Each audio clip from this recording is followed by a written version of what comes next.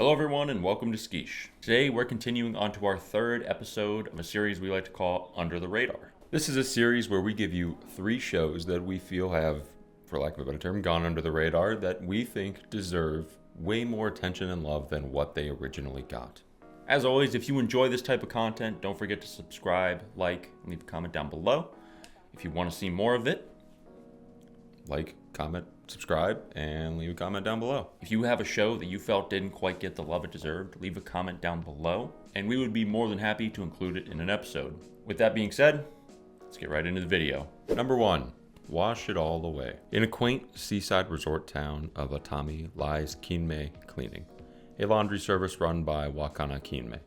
Despite having no memory of her life before moving there, Wakana has spent the past 2 years quietly building a new life among the locals. She tends to garments entrusted to her with gentle hands and meticulous care, each carrying memories far more fragile than the fabric itself.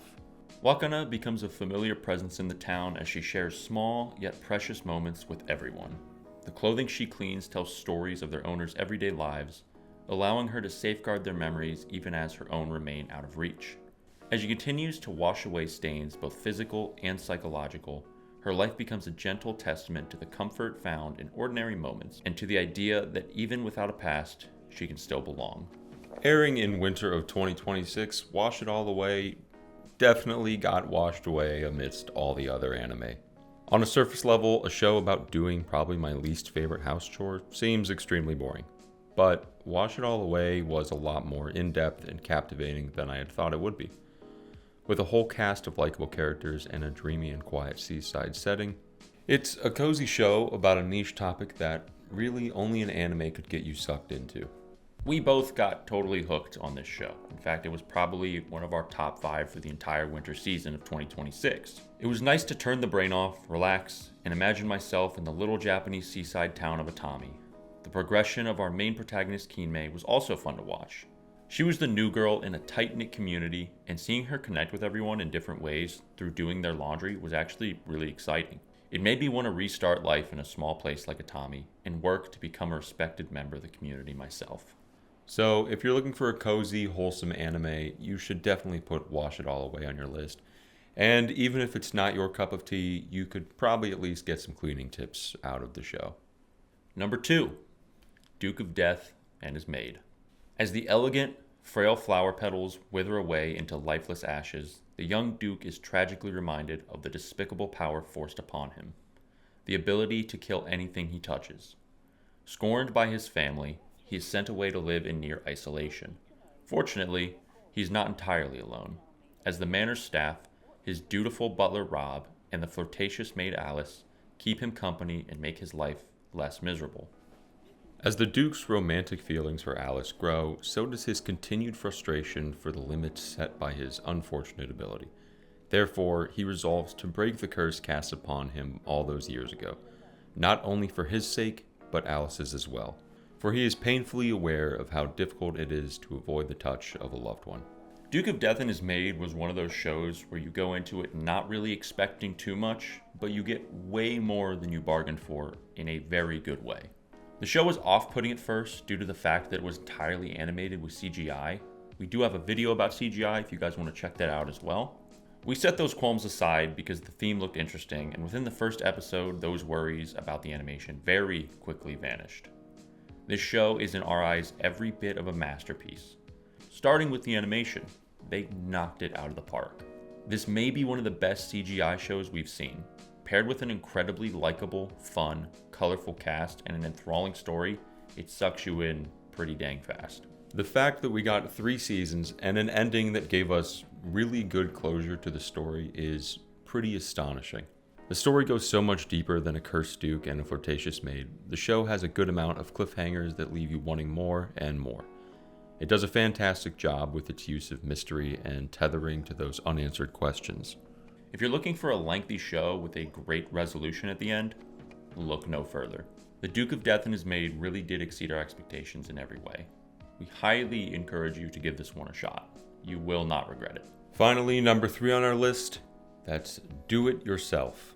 The 4th Industrial Revolution has led to the development of cutting-edge technologies that have rapidly evolved the world. As a result, schools have begun incorporating these technologies into their curriculum, leaving behind the ways of the old. One such institution is the elite UU Girls Vocational High School, with both Serufu Yua and her childhood friend Miku Pudin Suride have applied. Although the tech-savvy Pudin is accepted to UU High, the accident-prone Serufu is rejected and enters the traditional Gata Gata Girls High School instead, driving a wedge into their friendship. On road to class one day, Serufu gets into a bike accident, and Rei Yasaku, a passerby who attends the same school, fixes her damaged bicycle. Serufu later finds out that Rei has a passion for old-fashioned crafts and is the head of the school's do-it-yourself club, which is in danger of closing due to a lack of members.